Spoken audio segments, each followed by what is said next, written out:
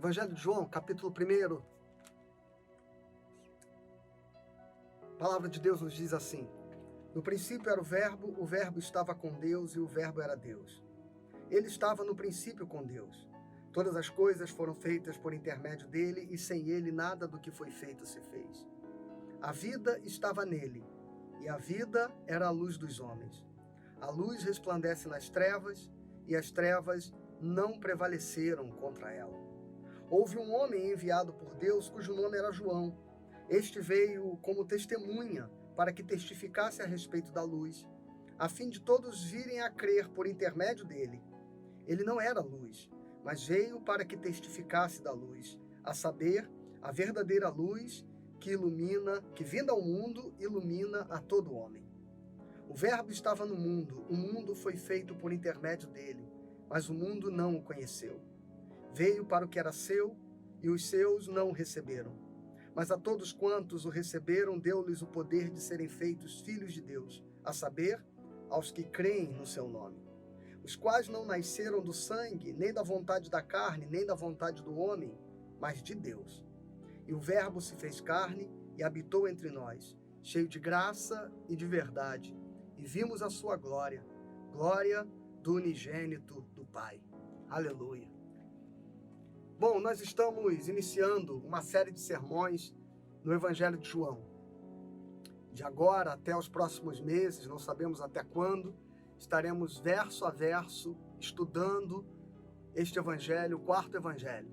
No domingo passado nós tivemos o primeiro sermão desta série, onde nós fizemos uma exposição do panorama dos 4 Evangelhos, o público-alvo de cada um deles, e hoje nós faremos a introdução do Evangelho de João. O texto do capítulo 1, o evangelista João já nos mostra a que veio, porque nós estamos vivendo o final do primeiro século da igreja. Possivelmente o Evangelho de João foi escrito tardiamente, depois dos anos 90 do primeiro século da igreja. João foi o único dos apóstolos que não foi morto, martirizado, ficou preso em Pátimos muito tempo, mas acredita-se que passou o resto da sua vida, na sua velhice ainda, na comunidade de Éfeso, onde possivelmente se origina o Evangelho de João. E nesse período, na última década do primeiro século, já começavam a surgir muitas heresias e muitos ensinos que deturpavam a imagem de Cristo e o significado de Jesus Cristo. Especialmente no tempo de João havia os gnósticos. O gnosticismo ele tinha uma característica, ele era dicotômico.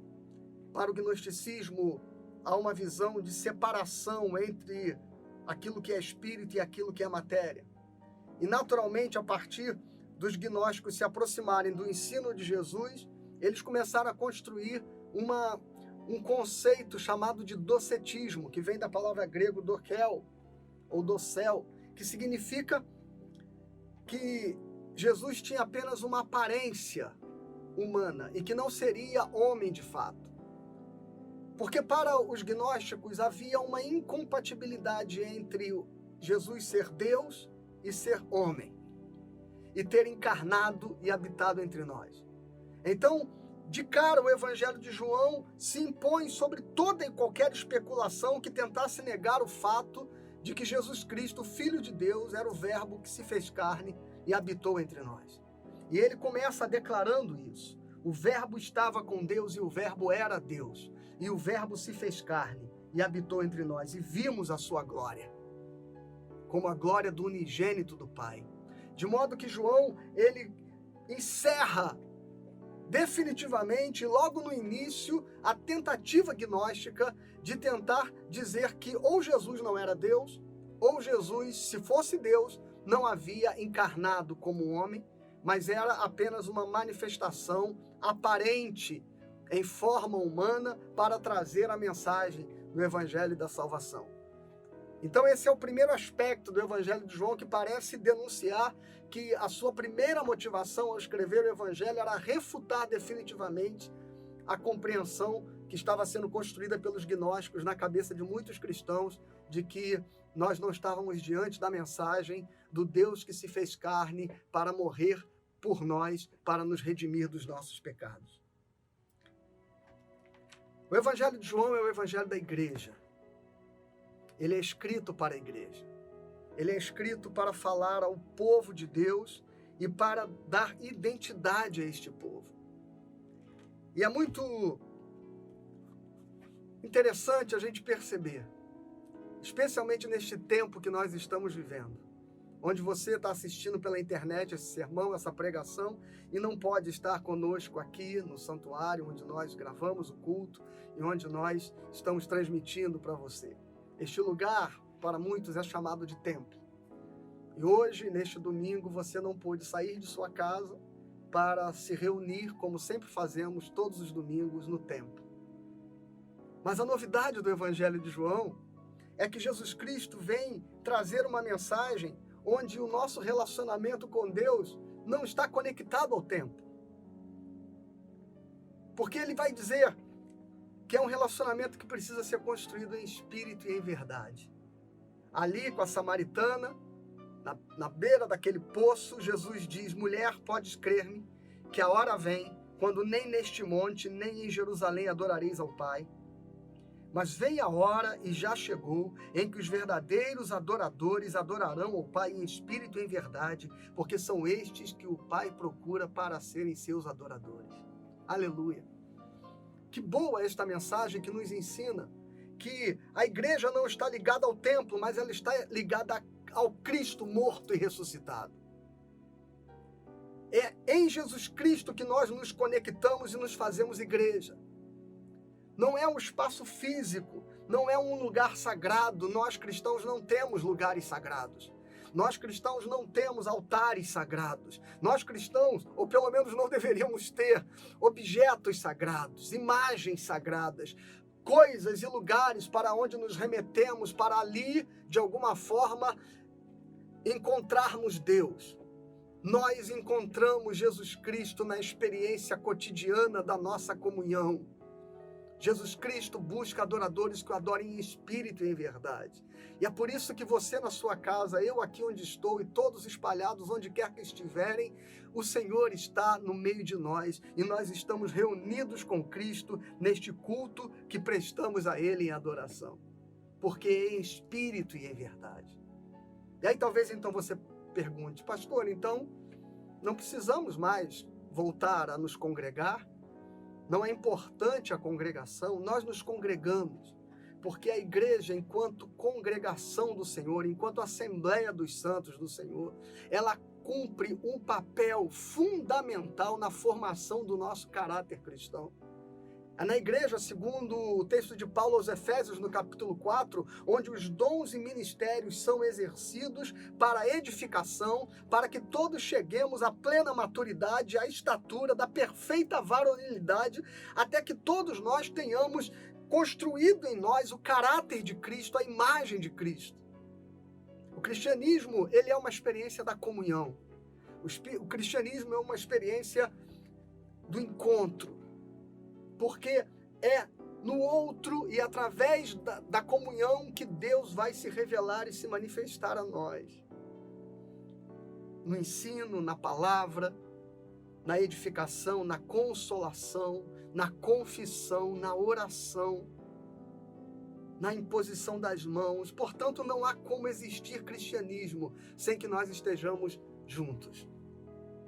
Entretanto, o fato de não podermos fazê-lo neste momento não pode nos impedir de nós estarmos conectados a Cristo como igreja do Senhor. Porque é Ele que é o centro do nosso relacionamento com Deus.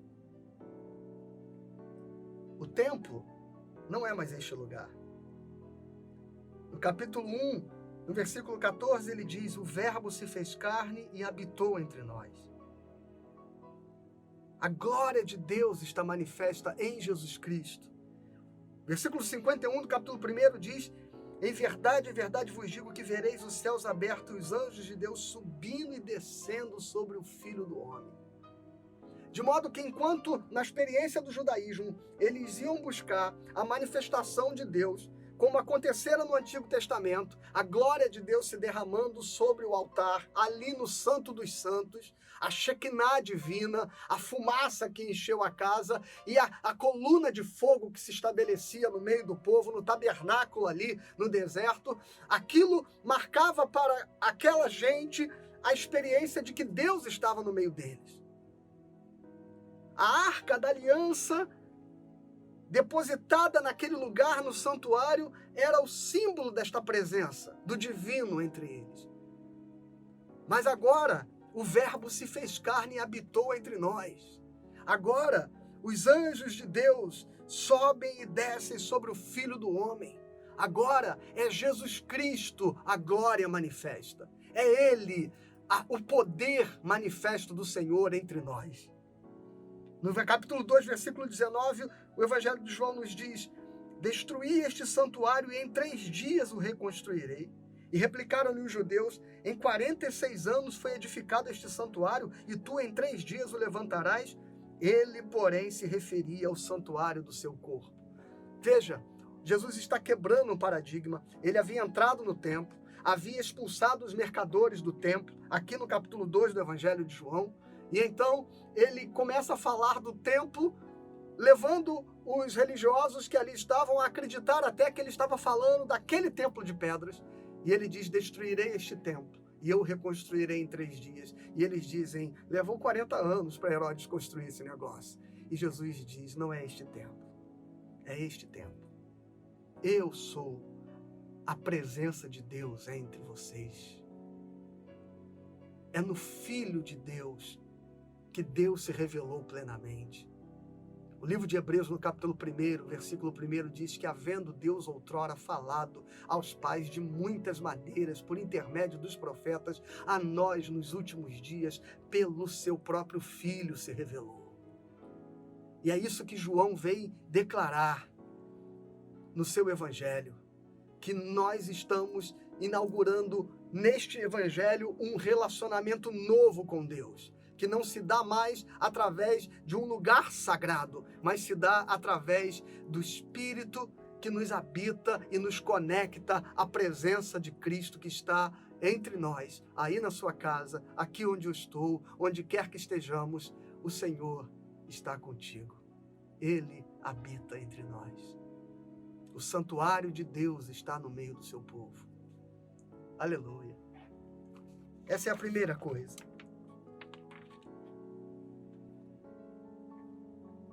E é exatamente a partir dessa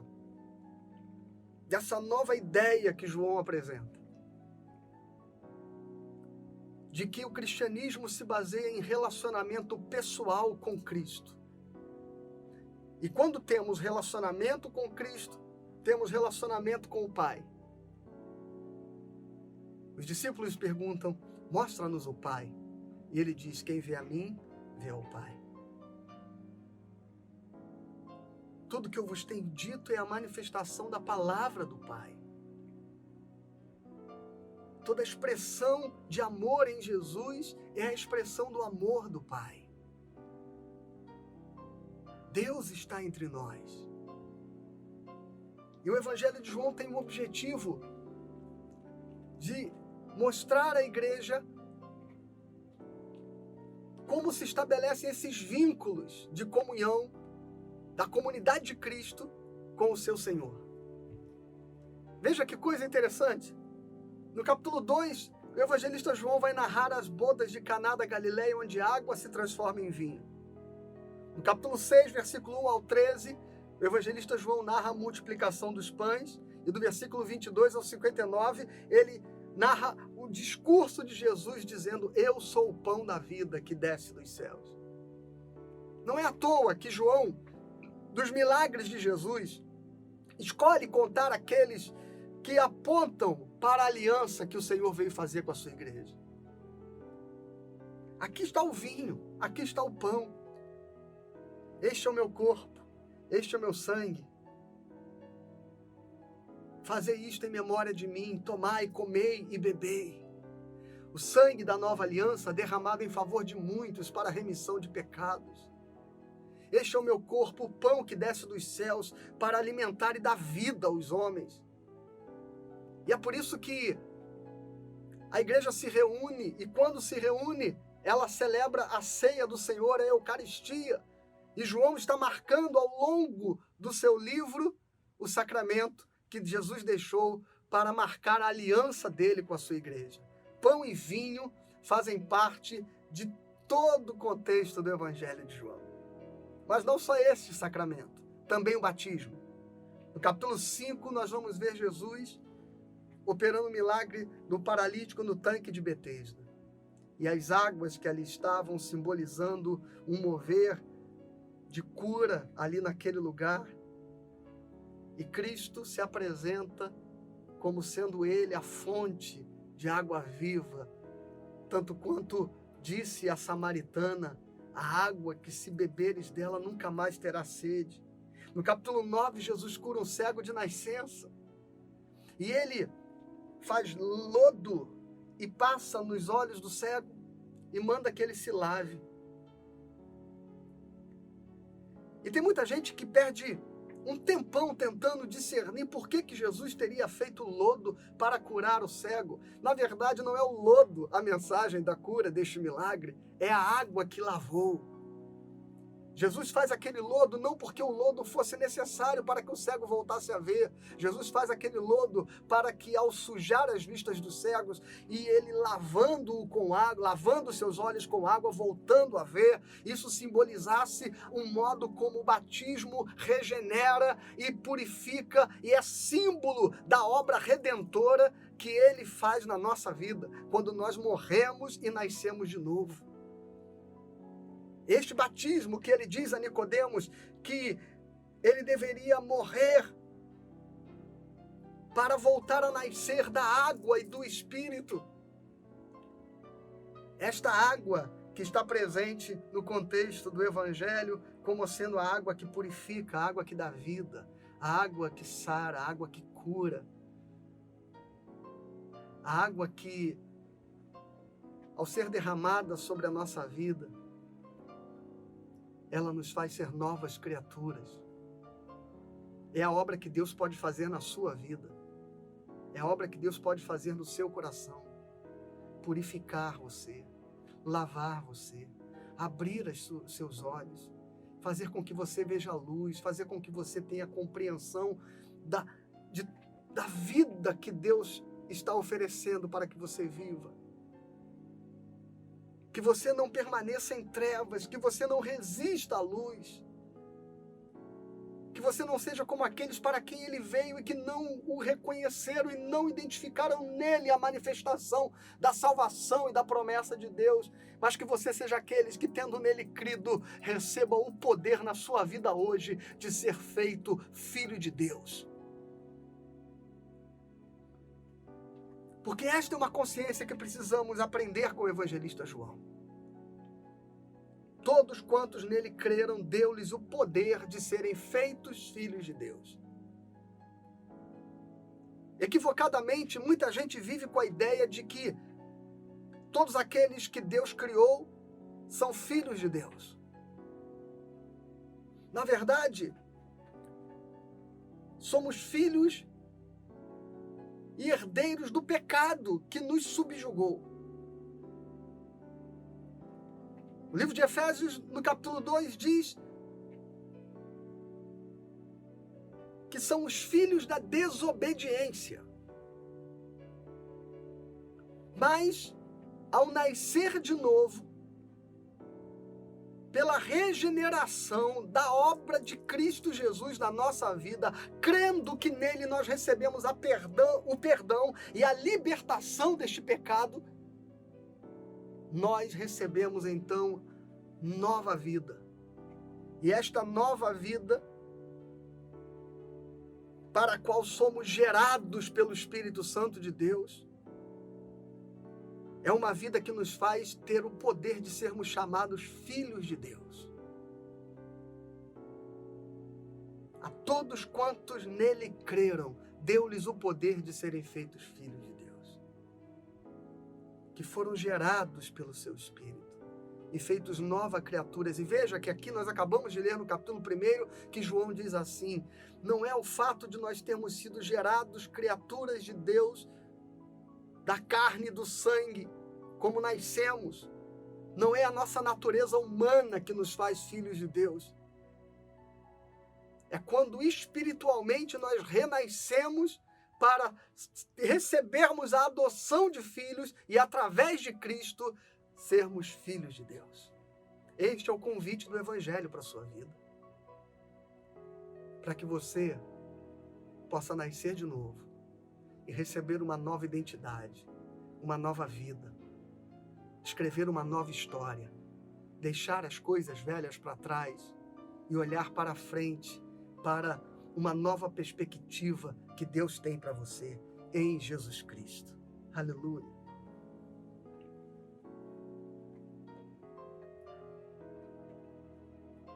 A presença de Cristo real no meio do seu povo.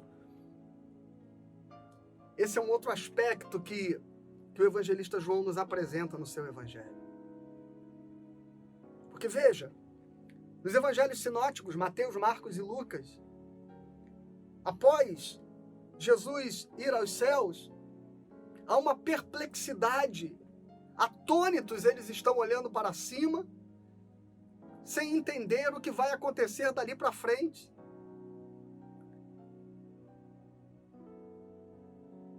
E um anjo diz: calma, ele vai voltar. Mas que coisa poderosa que o evangelista João nos dá uma perspectiva totalmente nova. Nos dá uma esperança viva de que, quando Cristo voltou aos céus, não se abriu um hiato e uma ausência da presença de Deus entre nós. Capítulo 14 a 17 do seu evangelho, João fala que Jesus ensina a respeito do Espírito Consolador que virá. E ele será a sua presença no meio do povo. E ele será o Consolador, o Paráclito, aquele que é o ajudador, aquele que é o advogado, aquele que faz com que a mensagem do Evangelho esteja viva em nós, aquele que faz com que a nossa mente esteja em comunhão com estas palavras, como se nós pudéssemos tê-las ouvido pessoalmente, como se o próprio Cristo estivesse dizendo aqui. Esse Espírito que faz com que o Evangelho para nós não seja apenas uma sequência de livros, de letras e páginas de papel, mas que o Evangelho seja uma palavra viva no nosso coração. Jesus Cristo vive, e eu não creio nisso porque está escrito, eu creio nisso porque esta convicção e esta certeza se manifesta em mim todos os dias, e Ele quer se revelar a você, para que você tenha clareza absoluta e nenhuma dúvida de que Ele venceu a morte, de que Ele vive e de que Ele está presente na tua história. A presença de Cristo, ela é real, contínua e para sempre no meio do seu povo. Que coisa maravilhosa! E olha como muda a perspectiva do evangelista João em relação aos evangelhos sinóticos. Porque nos evangelhos sinóticos, por exemplo, há um tema que ocupa os evangelistas: o reino de Deus. Mateus, Marcos e Lucas o tempo inteiro apontam para a realidade do reino de Deus. A esperança do reino de Deus vir. A ânsia de que ele logo venha e volte para manifestar o seu reino. E se você ler o Evangelho de João inteiro, você vai perceber que o reino de Deus não é uma mensagem que ocupe o evangelista João, ainda que ocupe Marcos, Mateus e Lucas. No lugar do reino de Deus, o Evangelho de João apresenta a vida. O tema que mais salta aos olhos no Evangelho de João é a vida. Nele estava a vida, e a vida é a luz dos homens. Quem crê em mim, ainda que morto, viverá. Eu vim para que tenha vida e a tenham em abundância, ele diz no capítulo 10, versículo 10. A vida é o tema que ocupa o evangelista João. é a vida que Jesus vem se manifestar. Aquilo que nos sinóticos se diz reino, em João se lê vida. E talvez fique mais fácil a gente entender que mesmo nos sinóticos, quando Jesus fala do reino de Deus, ele não está fazendo com que a sua igreja viva uma esperança futura apenas, mas ele diz: o reino de Deus está no meio de vós.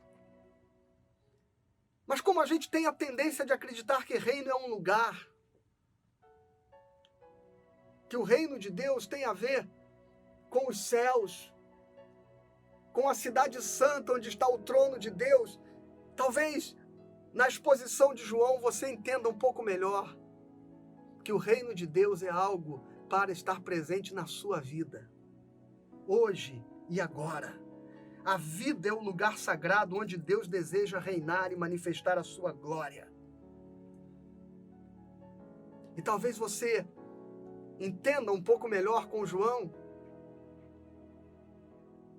que a salvação que Jesus veio se manifestar a sua vida, a minha vida, a nossa vida, ela não é uma esperança futura. É para que você possa viver a vida agora, numa nova perspectiva, numa nova esperança. Não sem dores, não sem tribulações, não sem angústias, não sem aflições, não sem perseguições, não sem lágrimas, mas cheia de esperança, cheia de vigor, cheia de ânimo, cheia de alegria. Sabe, uma alegria que não tem a ver com as circunstâncias, cheia de paz, que não tem a ver com a tranquilidade externa, mas tem a ver com o coração pacificado pela segurança de que nós estamos guardados pelo Senhor e pertencemos a Ele. Eu vim para que tenhas vida e a tenham em abundância. Esta abundância não é uma abundância material. Essa abundância não é uma abundância de ter. Esta abundância é a abundância de vida. É vida para dividir, é vida para repartir, é vida para celebrar, é vida para se alegrar, é vida com razão, com motivo, com sentido, com significado, é vida com propósito. Isso é abundância de vida.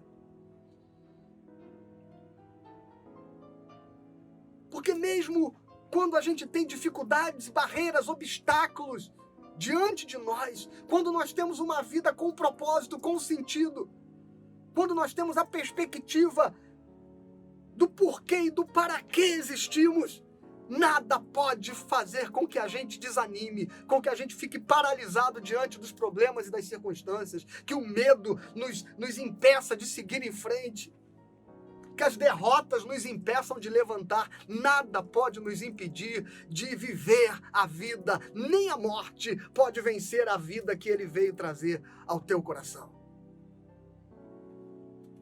Nem a morte.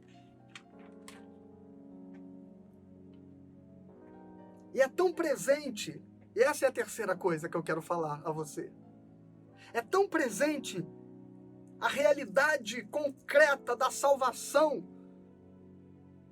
que Jesus já manifestou a nós. Não é uma salvação que virá, não é uma vida que Ele nos dará, mas é uma salvação e uma vida que nós já temos nele. Que você não vai achar no Evangelho de João, por exemplo, profecias e sermões a respeito dos últimos tempos, do fim do mundo. Você não vai achar em João mensagens apocalípticas. Você não vai achar em João juízo final. Aliás, Jesus diz no capítulo 12, versículo 47, eu não vim julgar o mundo, eu vim para salvá-lo. Você não vai achar em João profecias, por exemplo, sobre a volta de Jesus. Não que João não creia nisso. Ou não que o Evangelho de João esteja dizendo que os acontecimentos marcados pelo livro de Mateus, Marcos e Lucas, eles não irão acontecer. Não é isso.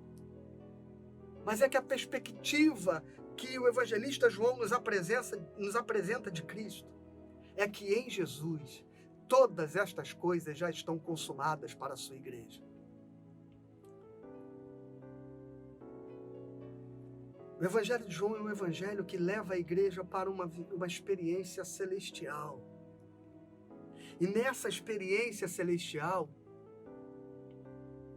o tempo é subvertido. Veja que não é à toa que é logo no começo do Evangelho de João que Jesus entra no templo para purificar o templo, enquanto nos sinóticos este é um fato que acontece na última semana da vida de Jesus. E aqui no Evangelho de João é logo no começo do seu ministério. No Evangelho de João, Lázaro, amigo de Jesus que está doente, e Jesus recebe a notícia de que ele está doente, e Jesus não se move ao encontro dele para curá-lo, porque sabe exatamente qual a obra que Deus irá fazer, e quando chega para ressuscitá-lo, antes de ressuscitar a Lázaro, Jesus já agradece a Deus por ter ouvido uma oração que ele ainda não havia feito. No Evangelho de João, parece que as coisas estão fora do lugar. Não, elas não estão. É porque o evangelista João está nos ensinando que a igreja, ela caminha pela fé. E que a fé é o firme fundamento das coisas que se esperam e não se veem. E que o Deus que habita entre nós é um Deus que chama à existência as coisas que não existem. E trata aquilo que não é como se já fosse. A vitória que Jesus Cristo consumou na cruz do Calvário, ela fez com que a salvação de Deus se estabelecesse definitivamente na nossa vida. A glória de Deus já se revelou. Aquilo que para os outros evangelistas está dito, ele virá sobre a nuvem e todo olho o verá com poder e glória. No Evangelho de João, ele diz, e nós já vimos o seu poder e a sua glória. Aquilo que fala de uma salvação e de uma vida eterna nos outros evangelhos que nós iremos conquistar. No Evangelho de João, no capítulo 5, 24, diz, em verdade vos digo, quem ouve a minha palavra e crê naquele que me enviou, tem a vida eterna, e não entra em juízo, mas passou da morte para a vida. Quem nele crê, tem a vida eterna. A vida eterna não é algo que nós lutamos para conquistar, ou algo que nós possamos vir a perder. A vida eterna foi inaugurada em nós, quando nós nascemos de novo em Jesus. Aleluia! No Evangelho de João, o mundo já está julgado. Quem nele crê não é julgado, mas quem não crê já está julgado. Portanto, não crê no nome do unigênito Filho de Deus.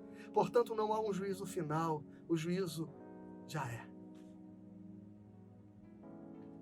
Se não crer em Cristo como Salvador, o juízo de Deus já está manifesto. Mas agora, tem a parte mais poderosa desta compreensão de João. Capítulo 12, versículo 28. Escuta bem. Pai, glorifica o teu nome. Então veio uma voz do céu. Eu já o glorifiquei e ainda o glorificarei. A multidão, pois, que ali estava, tendo ouvido a voz, dizia ter ouvido um trovão. Outros diziam, foi um anjo que lhe falou. E então explicou Jesus. Não foi por mim que veio esta voz, e sim por vossa causa. Chegou o momento, escuta, meu irmão e minha irmã, chegou o momento de ser julgado este mundo, e agora o seu príncipe será expulso. Aleluia. Aprenda com o evangelista João o que ele está nos ensinando no capítulo 12, no versículo 31. O príncipe deste mundo, Satanás, foi derrotado na cruz. Foi exposto ao desprezo. Foi preso em cadeias. Ele não tem poder nenhum sobre a sua vida, a não ser que você o confira este poder. Porque na cruz, Os principados e potestades, os dominadores deste mundo tenebroso foram vencidos. E esta não é uma vitória que acontecerá. Esta é uma vitória que aconteceu na cruz do Calvário. Está consumado. Ele tomou a chave da vida das mãos do diabo. Ele, Jesus Cristo, é quem tem poder e autoridade sobre a tua existência. E o mesmo evangelista João, na sua primeira epístola, diz: e todo aquele que é nascido de Deus, o maligno não lhe toca. Aleluia! E no capítulo 16, no versículo 33, ele diz: estas coisas vos tenho dito para que vocês tenham paz em mim. No mundo passareis por aflições, mas tende bom ânimo, eu venci o mundo. Daí da sua casa talvez você possa completar esta frase. No mundo tereis aflições, mas tende bom ânimo, eu venci o mundo. João está dizendo para nós que as tribulações desta vida não serão vencidas, que as tribulações deste tempo não serão subjugadas no futuro. Tudo já foi vencido. Ele venceu o mundo. Que poder a morte tem sobre você? Que poder as circunstâncias têm sobre a sua vida? Que poder as dores podem ter sobre o seu coração? Que poder as decepções, as frustrações, as angústias podem ter sobre a tua alma? Não tem nenhum poder, porque o mundo foi vencido por Jesus Cristo. E é nessa certeza que nós devemos caminhar, nesta esperança de que aquilo que um dia virá plenamente já está consumado e nós já fazemos parte desta vitória por causa de Jesus Cristo que nos amou. Aleluia.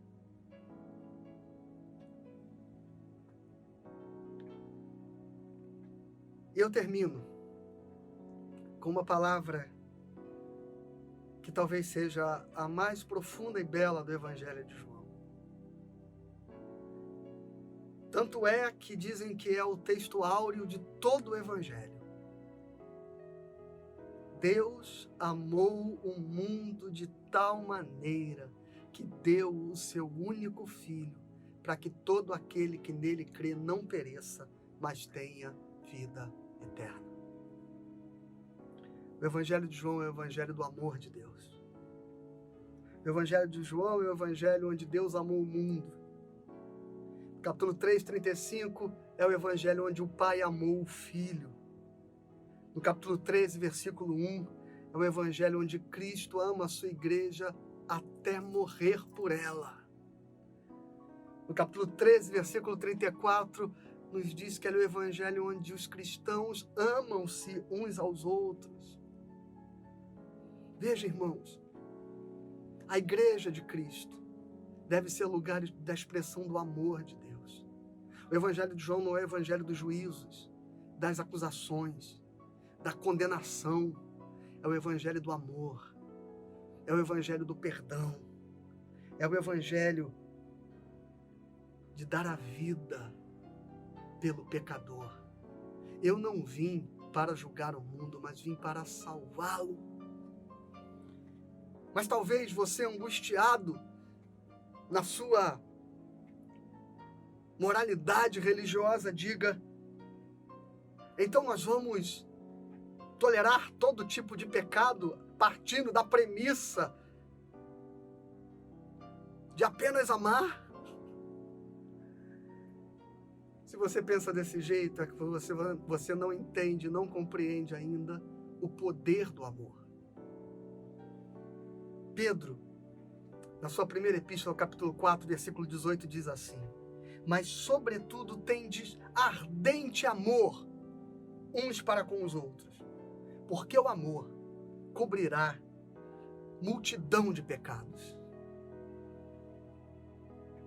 Se o amor não for capaz de transformar um pecador, se o amor não for capaz de fazer o homem abandonar os erros do seu passado, se o amor não for capaz de fazer o homem se arrepender e ficar constrangido diante de Cristo pelo amor com que tem sido amado, se o amor não for capaz de levar o homem a confessar e deixar os seus erros, o que poderá fazê-lo?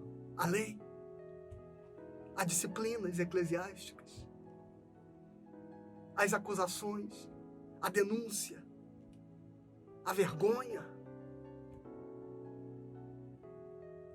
Não há arma mais poderosa para transformar pecadores em santos do que o amor com que Jesus Cristo nos amou e o amor que Ele pede para com que a igreja ame os pecadores. Deus ama você. Um amor tão profundo que Ele deu a vida por você quando você ainda era pecador. E se você está vivendo em pecado, saiba que este amor hoje está se derramando sobre a sua vida, para que você possa recebê-lo, para que você possa crer nele, para que você seja perdoado, para que você possa morrer para esta vida que você está vivendo e nascer de novo, nova criatura em Jesus.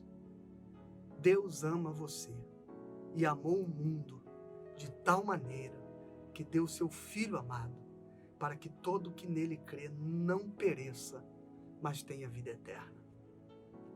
Deus abençoe você, em nome de Jesus. Domingo que vem estaremos de volta com o primeiro capítulo. Aí sim, vamos verso a verso do capítulo 1 do Evangelho de João. Hoje fizemos uma exposição introdutória dos assuntos, dos temas do livro de João, mas eu espero que Deus tenha falado ao seu coração, que a vida tenha entrado hoje na tua casa, que a esperança tenha abraçado você outra vez, que propósito, que felicidade, que paz, que perdão e graça possam ter chegado ao teu coração através desta palavra nesta manhã. Em nome de Jesus. Amém. Feche teus olhos, nós vamos orar.